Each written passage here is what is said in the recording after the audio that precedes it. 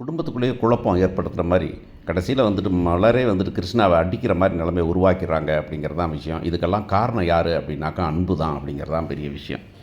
So அன்பு என்ன பண்ணுறாருன்னா, இங்கேருந்து ஃபோன் பண்ணுறாருக்கு நம்ம இவருக்கு மிஸ்டர் பசுபதிகிட்ட வந்து, பசுபதி இப்போ இங்கே எல்லாம் ஒன்று சேர்றாங்க போல இருக்குது, எல்லாம் ஒன்றா சேர்றாங்க. இந்த கிருஷ்ணாவும் அந்த நர்மதா விளாண்டுக்கிட்டு திட்டுறாங்க. அந்த பக்கம் பார்த்தீங்கன்னாக்கா வந்துட்டு அக்கா தங்கச்சி எல்லாம் சிந்துவோட சேர்ந்து குஜால் அடிச்சுக்கிட்டு இருக்காங்க. இந்த பொம்பளை என்னடா காஃபியை போட்டு கொடுத்துக்கிட்டு இருக்குது சாரதாங்கிறவ, உன் தங்கச்சி என்னடா நடக்குது இங்கே, இவங்க எல்லாம் ஒன்று சேர்ந்துட்டாங்கன்னா உன் கனவு நிறைவேறாதுப்பா அப்படின்னா பசுபதி என்ன பண்ணுறதுன்னு தெரியலையே அன்பு, இவங்கள ஒன்றா சேர விடக்கூடாது அன்பு அப்படிங்கிறாப்புல. உடனே என்ன பண்ணலாம் அப்படின்னாக்கா, நீ பொறுத்து பாரு, என்ன நடக்குதுன்னு பாரு, ஏதாச்சும் ஒரு குடும்பத்துக்குள்ளே ஒரு சிண்டு முடிஞ்சு விட்ரு அப்படின்னு சொல்கிறாங்க.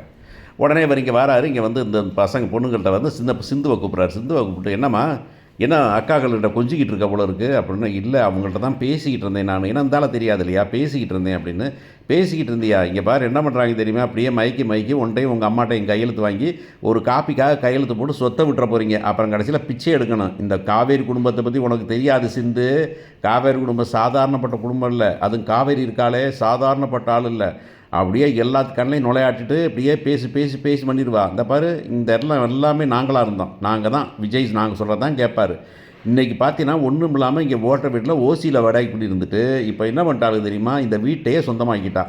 இதுவே பெரிய விஷயம் இல்லை. விஜயை ஏமாத்துறது, தாத்தாவை ஏமாத்துறது, பாட்டியை ஏமாற்றி எங்களை தலைநிறுத்து நடுத்தரவு நிற்க வச்சுருக்கிறா.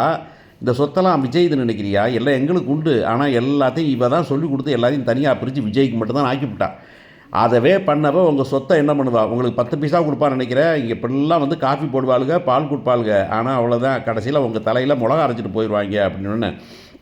இந்த பொண்ணு கொஞ்சம் கன்ஃபியூஸ்டாக பார்க்குது. போய் அவங்க அம்மாட்ட சொல்லுது, ஏம்மா இப்படி சொல்கிறாரேம்மா அவர், இப்படி இந்த அக்காவெல்லாம் பாசமாக இருக்கிறதெல்லாம் பொய்யாமான்னு. அப்படியெல்லாம் தெரியல சிந்து, அவங்க நல்லா இருப்பாங்க. யார் சொன்னது உன்னிட்ட அப்படின்னு.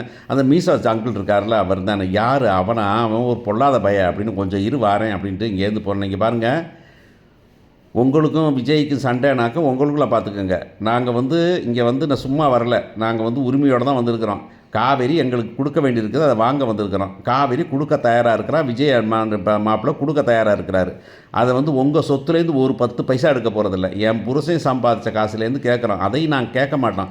எங்களுக்கு வேறு வழி இல்லை, கடை இருக்குதுன்னு கேட்குறோம். ஏமா இதேம்மா என்கிட்ட வந்து சொல்கிறேன் அப்படின்னா, இல்லை நீங்கள் கொஞ்சம் இதாக பண்ணிட்டீங்கன்னா உங்கள் வேலையை, உங்கள் டான்ஸ் எல்லாம் வந்து உங்கள் வீட்டிலேயே நிறுத்திக்கங்க. என் பிள்ளைகிட்டலாம் வந்து பேசுகிற வேலை வச்சுக்கிட்டீங்க, மானம் கெட்டு மகிழி பூத்தணும் அப்படின்னு இவர் நடுங்கி போயிடுறாரு. என்னடா இப்படி பேசுகிறாங்க அப்படின்னு.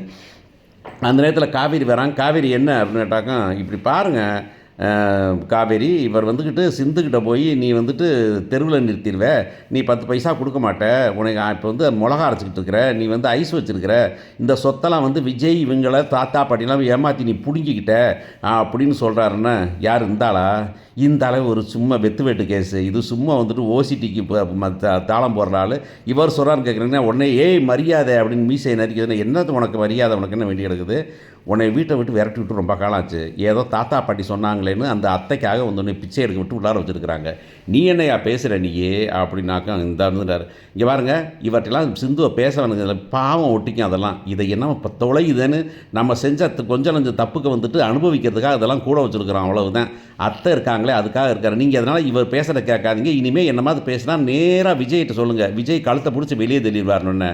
இவர் கடுப்பாயிடுறாரு. போயிட்டு பொண்டாட்டிகிட்ட சொல்கிறாரு, ஏம்மா என்ன இது, எனக்கு ஒரு மரியாதையாக இல்லை இங்கே அப்படின்னு. என்ன நடந்துச்சு அப்படின்னா, இப்படி சொன்னேன். இது ஏன் உனக்கு வேண்டாத வேலை, ஏங்க உங்களுக்கு வேண்டாத வேலை, நீங்கள் உங்கள் வேலையை பார்த்தா சாப்பிட்டோமா, கடைக்கு போனோமா, ஆஃபீஸ் போனோமான்னு தெரிய வேண்டியதானே, சட்டையை கொலா துவித்துட்டு இங்கேயா வந்து நிற்கிறீங்க நீங்கள், இங்கேயே அவங்ககிட்ட பேசுகிறீங்க நீங்கள், உங்களுக்கு என்ன அவசரம், இப்போ ஏன் உங்களுக்கு என்ன ப்ராப்ளம் உங்களுக்கு அப்படின்னு கேட்டால், யாரும் நான் சொல்கிறத கேட்க மாட்டீங்க, போய் எங்கேயோ தொலைங்க அப்படின்ட்டு மெதுவாக போய் நைஸாக போய் போடணுன்றாரு.